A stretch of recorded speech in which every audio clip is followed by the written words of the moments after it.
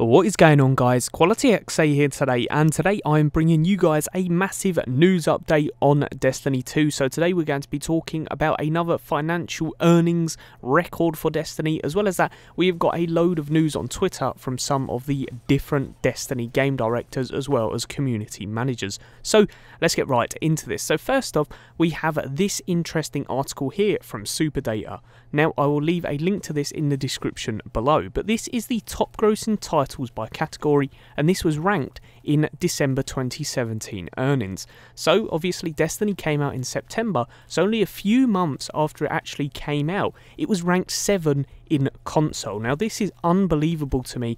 I know this is only December earnings, but as you guys can see, PlayerUnknown Battlegrounds is ranked 3rd, and I know that that is a huge game, but that is only out on Xbox One, whereas Destiny is out on the PlayStation 4 for console, as well as the Xbox One for console. As well as that, we've got Fortnite just below it, and you've got to bear in mind, Fortnite is a free game, so it's unbelievable that Destiny is only 7th place in this console ranking, even though only a few months after it came out it is so lowly ranked for earnings. It's absolutely unbelievable, and it just goes to show that how much they've actually pushed back the community with all of the failures that have come from Bungie. It's unbelievable. Let me know your thoughts in that comment section below. Do you think Destiny 2 will recover? I personally do think it will eventually when it releases the big update, but I'm really hoping that they can fix all of the errors that they have made, and it does look like they are making progress on that. We did also have this little sentence here from the website saying Destiny 2's new DLC release, Curse of Osiris, failed to make a significant impact on the game. MAU and digital revenue were generally flat month over month. So unbelievable. Even the Curse of Osiris, what they were pretty much saying here was the people that bought the season pass for Destiny did not even bother to go and play Curse of Osiris, which is absolutely unbelievable. And as well as that, people didn't even bother to purchase it even if they didn't have the season pass. So it's unbelievable. It just goes to show again that Destiny 2's revenue is certainly going downhill and staying at a flat rate at this point in time. Next up, moving on to the juicy tweets. So the first one, we have some clarification for the Masterwork cores as well as the Masterworks Armor. So Tim Spencer tweeted this: hang on, you're saying I can't use Masterwork cores or Callus tokens to upgrade my Prestige Raid Armor to Masterwork? I've got to collect it all over again? Please, for the love of God, tell me this isn't true. And DMG replied, players can upgrade raid pieces using Masterwork cores, but cannot collect them from Tower Engrams or direct purchase from Benedict99. Now this is a good feature. It's definitely going to be keeping the grind on for the raid Masterwork pieces.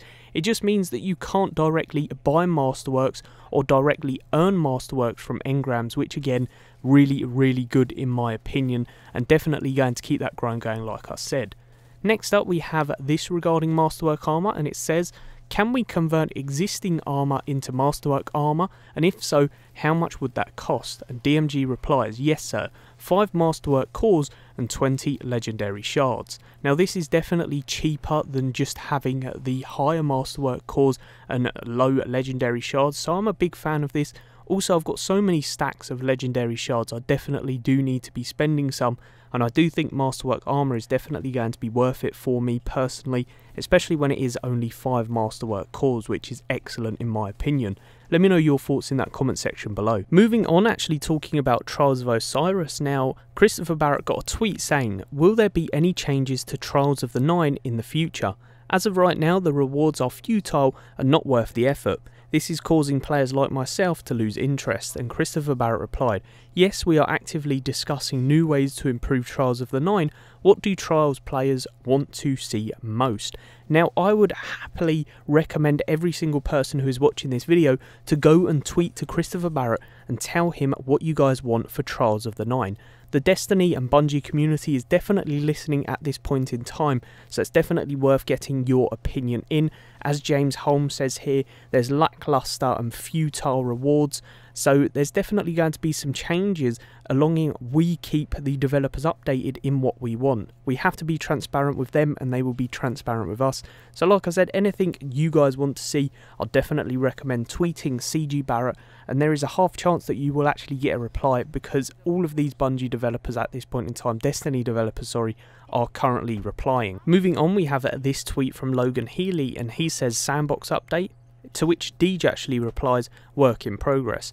More details on that soon. I talked to Josh Hamrick about this earlier today. Now the Sandbox changes, obviously in my opinion, are the best and biggest changes, so hopefully that is coming soon. They are working in progress, as Deej does say here, so very good indeed, and I really cannot wait to see what kind of Sandbox changes come in this next update. Next up, we have a little teaser of a tweet, and Nate Postell said to CG Barrett, might there be any talk about strike-specific loot? To which Christopher Barrett replied, maybe, with a shush emote. So very excited for that. Next week, as you guys know, we do have the release of the up-and-coming January update. As well as that, it does look like there's going to be some strike-specific loot talk. I don't believe it's going to be released next week, but hopefully just talking about it will give us enough information and see what kind of Bungie is doing with strike-specific loot, see if there's any more significant information we can gather from that, like what kind of loot we will actually obtain. Next up, we have this tweet from Persona NGX, and he asked, anything on Prestige Eater release? To which Christopher Barrett replied, it's still coming. We'll discuss more details as soon as I can.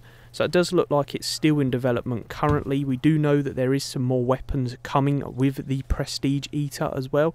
Now personally, I think it's just as fun as the first raid that we did get. So I'm a real big fan of this and really cannot wait to actually defeat this raid on Prestige. Let me know if you guys are also going to be playing the Prestige Eater when it does release. Hopefully that's coming very soon, and I will also keep you up to date. Also, what is your preferred raid? I have this argument with my friends all the time. I prefer the lair because it's really fun and quick, and the boss is also, in my opinion, a lot more fun to defeat. There's just better mechanics in my opinion. But again, let me know your thoughts in that comment section below. And then our last tweet today from Devil's Advocate is, any thoughts on how the Masterwork Armor perk heavily favours long duration roaming supers? Any thoughts on having it increase super damage, thus letting it improve larger damage reduction without changing super versus super interaction?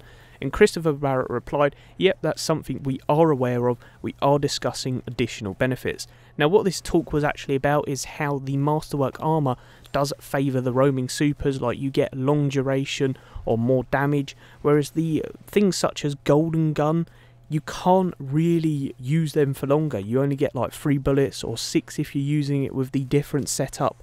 So how would it improve? And Christopher Barrett obviously does look like they are adding additional benefits to Masterworks specifically for the non-roaming supers, which is absolutely excellent. It's just going to allow more possibilities and more variation. Obviously when you go into a PvP match, you usually only see Night Stalker hunters. That's what I see anyways. You get the odd Golden Gun, but genuinely you do only see Night Stalkers. So yeah, hopefully they can change that soon. And then last but not least guys, I did want to bring your attention to this Rockstar Energy Crucible leaderboard type thing. Now this is a really cool little leaderboard in which the first 10 players to come top in this will actually win some goodies, them including a bike as well as some gear for your computer. There is a load of incredible stuff to be won. Now unfortunately you do have to finish in the top 10 and it is going to take a load of grinding, let me tell you that now. Obviously these leaderboards have been up for quite a while, but I will leave a link in the description if you guys wanted to sign up now.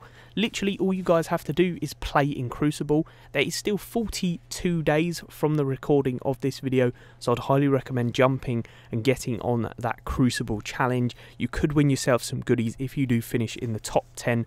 And yeah, just a bit of fun. You get 25 points for every match you complete, 25 points for every quick play match, and also 1 point for every opponent you defeat or get an assist with. So pretty decent indeed. Like I said, highly recommend having that for a bit of fun as well. But as always guys, that's pretty much the video. If you enjoyed, please do smash that like button. Subscribe if you guys are new around here for the latest and greatest content. But as always, peace out, and I hope you enjoyed.